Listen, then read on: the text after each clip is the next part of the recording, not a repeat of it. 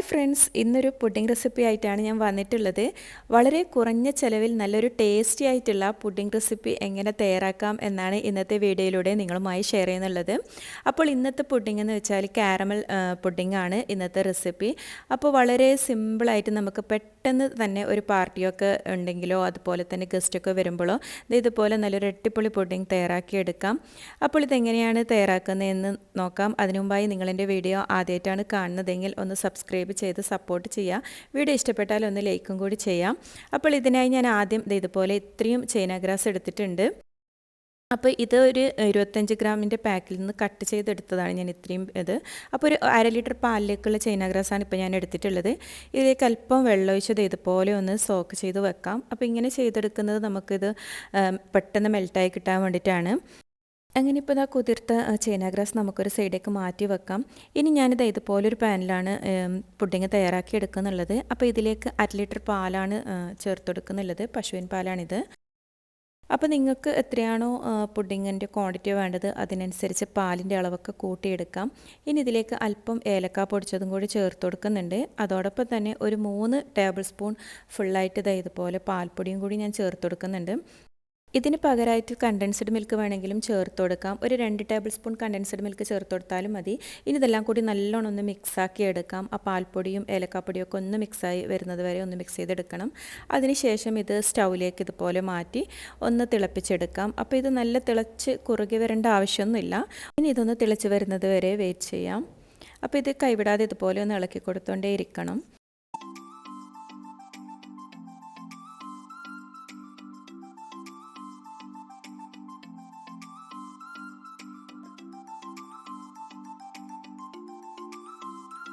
അങ്ങനെ ഇപ്പോൾ ഇത് ഏകദേശം പാലൊക്കെ തിളച്ച് വന്നിട്ടുണ്ട്. ഇനി ഇത് ഫ്ലെയിം ഓഫ് ചെയ്തതിന് ശേഷം ഇതൊരു സൈഡിലേക്ക് മാറ്റി വെക്കാം.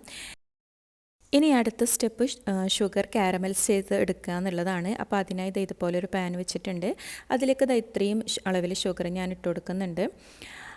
അപ്പോൾ ഈ ഒരു ഷുഗർ നല്ലോണം ഒന്ന് കാരമലൈസ് ചെയ്തെടുക്കണം.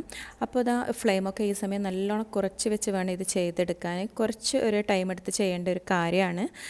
നമ്മൾ ഫ്ലെയിമൊക്കെ കൂട്ടി വെച്ച് ചെയ്താൽ ഇത് പെട്ടെന്ന് തന്നെ കരിഞ്ഞ് ഷുഗറൊക്കെ ഒരു കയ്പ്പ് ടേസ്റ്റായി പോവും.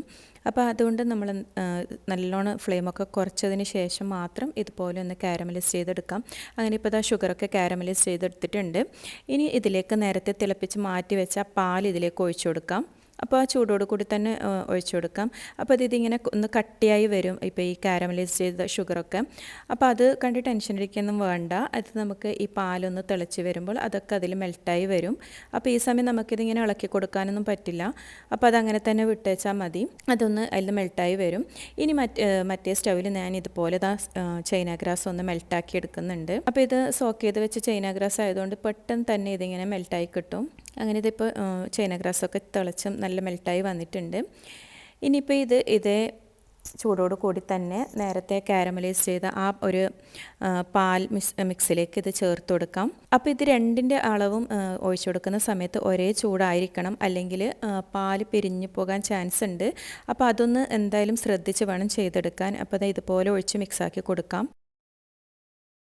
ഇതിലേതെങ്കിലും ഒന്നിൻ്റെ ചൂടൊന്ന് കുറയുകയോ കൂടുകയോ ചെയ്തിട്ടുണ്ടെങ്കിൽ എന്തായാലും നമുക്കിത് കറക്റ്റായി കിട്ടില്ല. അപ്പോൾ അതുകൊണ്ടാണ് രണ്ടിൻ്റെയും ചൂട് ഒരേ രീതിയിൽ വേണമെന്ന് പറഞ്ഞത്. അപ്പോൾ അതുപോലെയുള്ള ചെറിയ കാര്യങ്ങൾ മാത്രം ഈ ഒരു പുഡിങ്ങിൽ ശ്രദ്ധിച്ചാൽ മതി. അങ്ങനെ ഇപ്പോൾ ഫ്ലെയിമൊക്കെ കുറച്ച് വെച്ചത് ഇതുപോലെ ഞാൻ മിക്സാക്കി എടുക്കുന്നുണ്ട്. അപ്പോൾ ഇതിൽ കുറച്ച് ചൈന ഗ്രാസും കൂടി മെൽറ്റാവാനുണ്ട്. അപ്പോൾ അതും കൂടി ഒന്ന് മെൽറ്റാക്കിയതിന് ശേഷം ഫ്ലെയിം ഓഫ് ചെയ്യാം. ഇനി ഇതുപോലൊരു സ്റ്റീൽ പാത്രത്തിലാണ് ഞാനിപ്പോൾ ഈ ഒരു പുഡിങ് സെറ്റാക്കി എടുക്കുന്നുള്ളത്. അപ്പോൾ അതിലേക്ക് കുറച്ച് ബട്ടർ ഞാൻ ഇതുപോലെ ഒന്ന് എല്ലായിടത്തും സ്പ്രെഡാക്കി കൊടുക്കുന്നുണ്ട്. നിങ്ങൾക്ക് വേണമെങ്കിൽ നെയ്യ് ഇതിന് പകരമായിട്ട് നെയ്യും ചേർത്ത് കൊടുക്കാം. അതുപോലെ എല്ലായിടത്തും നെയ്യൊന്ന് സ്പ്രെഡാക്കി കൊടുത്തതിന് ശേഷം ഈ ഒരു മിക്സ് അരിച്ചതിന് ശേഷം ഇതിലേക്ക് ഒഴിച്ചു കൊടുക്കാം. അല്ലെങ്കിൽ ഇതിലെന്തെങ്കിലും പൊടിയോ കാര്യങ്ങളൊക്കെ ഉണ്ടാവും. അപ്പോൾ അതുകൊണ്ട് അരിച്ചതിന് ശേഷം മാത്രം ഇതുപോലെ ഒന്ന് പ്ലേറ്റിലേക്ക് ഒഴിച്ച് സെറ്റാക്കി എടുക്കാം. അപ്പോൾ ഇതിൻ്റെ മുകളിൽ ഇതുപോലെ ബബിൾസൊക്കെ ഉണ്ട്. അപ്പോൾ അതൊക്കെ ഒന്ന് ഇതുപോലെ ഒന്നൊരു സ്പൂൺ വെച്ച് ഒന്ന് ഇതാക്കി കൊടുത്താൽ മതി. അപ്പോൾ അതെല്ലാം അവിടെ സെറ്റായി കിട്ടും. ചൈന ഗ്രാസും പാലും കൂടി മിക്സ് ചെയ്യുന്ന സമയത്ത് ചെറുതായിട്ടെങ്ങാനും പിരിഞ്ഞ പോലെ എങ്ങാനും വന്ന് പോയിട്ടുണ്ടെങ്കിൽ അത് നല്ലോണം തണുത്തതിന് ശേഷം മിക്സിയിലിട്ട് ഒന്ന് മിക്സ് ഇതാക്കി എടുത്താൽ നമുക്ക് പെർഫെക്റ്റായി കിട്ടും. അപ്പോൾ അങ്ങനെ സംഭവിച്ച് പോയിട്ടുണ്ടെങ്കിൽ അങ്ങനെയും കൂടി നമുക്കത് ചെയ്തെടുക്കാം. അങ്ങനെ ഇപ്പോൾ ഇതിലെ ബബിൾസൊക്കെ ഞാനിതുപോലെ ഇങ്ങനെ സ്പൂൺ വെച്ച് മാറ്റിയെടുത്തിട്ടുണ്ട്. അപ്പോൾ ഇതൊരു കാണാനൊരു ഭംഗിക്ക് വേണ്ടി മാത്രം അങ്ങനെ ചെയ്യുന്നതേ ഉള്ളൂ.